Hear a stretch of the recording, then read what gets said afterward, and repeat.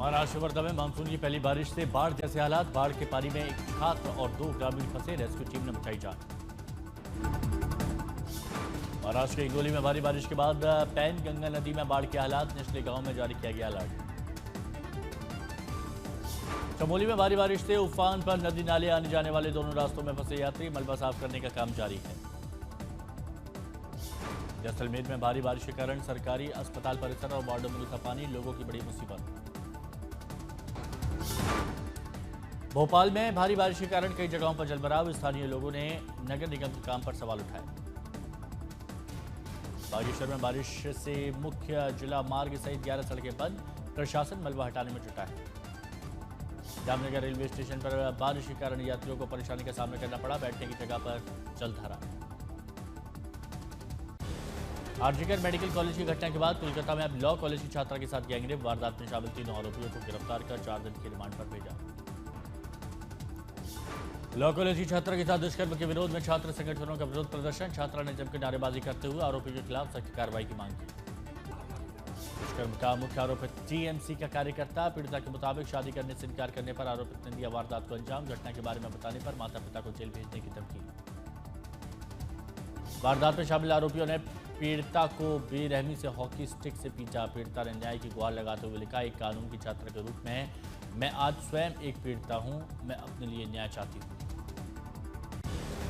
Kolkata law छात्रा से rape कांड मामले में सियासी खेल शुरू। बीजेपी ने टीएमसी पर बोला हमला। जवाब में टीएमसी का पलटवार।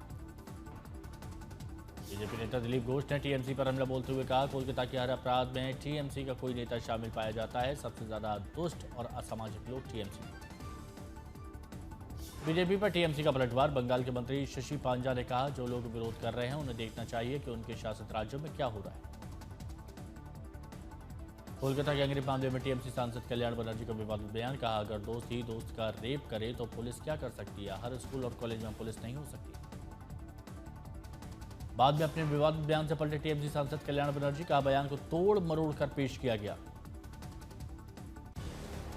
लॉ छात्रा से दुष्कर्म मामले में बंगाल बीजेपी अध्यक्ष सुकांत मजूमदार ने सीएम ममता पर साधा निशाना। चाहे वो कितनी भी रथ यात्रा में भाग लें, लेकिन उनके द्वारा किए गए पाप में उन्हें कोई नहीं बचा सकता। एनसीडब्ल्यू ने भी लॉ छात्रा से दुष्कर्म मामले में स्वतः संज्ञान लेते हुए 72 घंटे में डीजीपी से एक्शन रिपोर्ट मांगी। आईआईटी मद्रास में छात्रा के साथ यौन उत्पीड़न। आरोपित गिरफ्तार। दुष्कर्मी परिसर के अंदर से ही काम करने वाला एक वेंडर। बिहार विधानसभा चुनाव से पहले वोटर लिस्ट की समीक्षा को तेजस्वी ने बताया साजिश। का चुनाव आयोग की इस कवायद में नीतीश और पीएम मोदी भी शामिल। को नहीं मानते हैं। ये पूरी तरीके से साजिश की बू है और इसमें एनडीए के लोग जो हैं मिले हुए हैं। आधार तेजस्वी यादव ने वोटर लिस्ट की समीक्षा पर सवाल उठाते हुए कहा, यह प्रक्रिया केवल बिहार में क्यों की जा रही है, बाकी राज्यों में क्यों नहीं।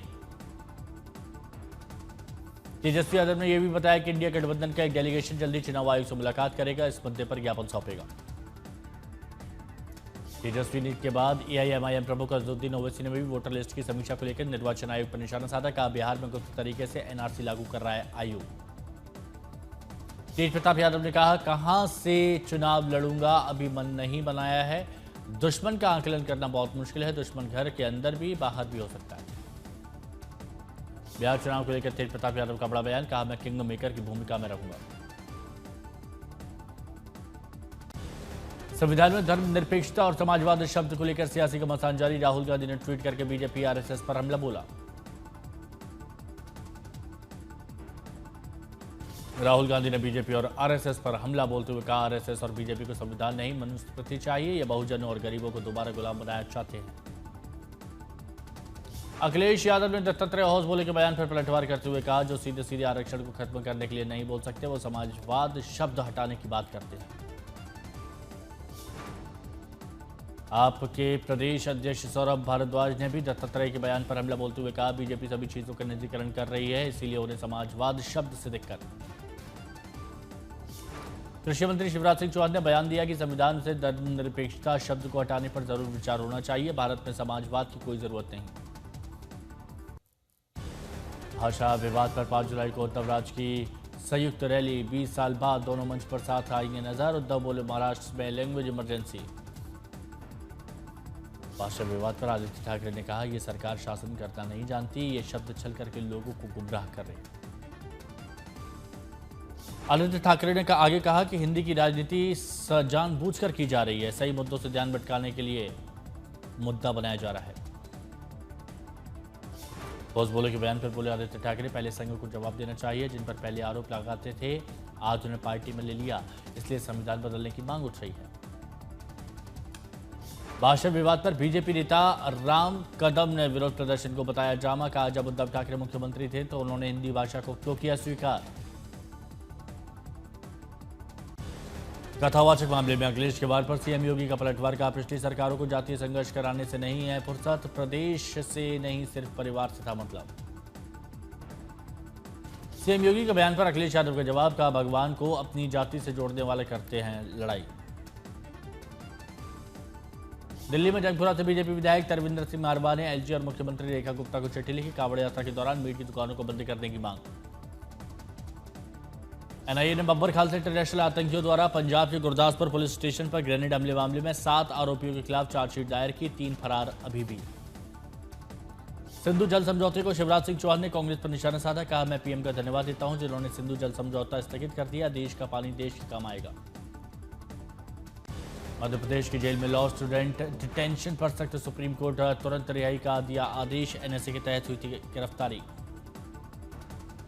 परिवहन संबंधी संसदीय समिति हवाई सुरक्षा मुद्दों पर चर्चा के लिए बुलाई बैठक। 8 जुलाई को होगी मीटिंग। उत्तराखंड के 5 जिलों में 30 जून को राज्य स्तरीय बाढ़ प्रबंधन मॉक ड्रिल, तैयारियों की समीक्षा होगी। मध्य प्रदेश में आज तक की खबर का असर। सीएम की काफिले वाली गाड़ियों में पानी मिले डीजल के मामले में पेट्रोल पंप मालिक और मैनेजर पर एफआईआर दर्ज।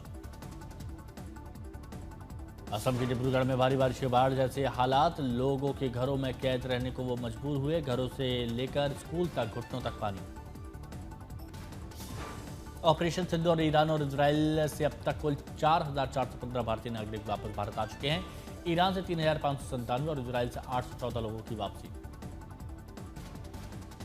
2 जुलाई से 9 जुलाई तक पीएम मोदी 5 देश घाना, त्रिनिदाद टोबैगो, अर्जेंटीना, ब्राजील और नामीबिया के दौरे पर रहेंगे। ब्राजील में ब्रिक्स सम्मेलन में भी हिस्सा लेंगे। नरसिंहपुर में अफेयर के चलते छात्र की हत्या, दिनदहाड़े चाकू मारकर वारदात को अंजाम दिया गया। अहमदाबाद में भगवान जगन्नाथ की 148वीं रथ यात्रा निकली। 3 हाथियों के बेकाबू होने से मची अफरा तफरी, कोई हताहत नहीं।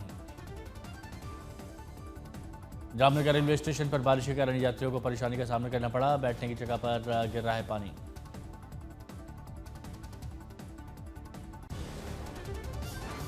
रोहतास में मुहर्रम के बीच चांद जुलूस के दौरान हाई वोल्टेज की तार की चपेट में आने से कई लोग झुलसे, 1 की मौत। घटना के बाद आक्रोशित लोगों ने आगजनी की। स्थानीय लोगों का आरोप है कि यह पूरी तरह बिजली विभाग की लापरवाही का नतीजा है। बगहा के स्कूल में छात्रों से वसूली का वीडियो वायरल, उठे सवाल, बीईओ ने जांच के आदेश दिए।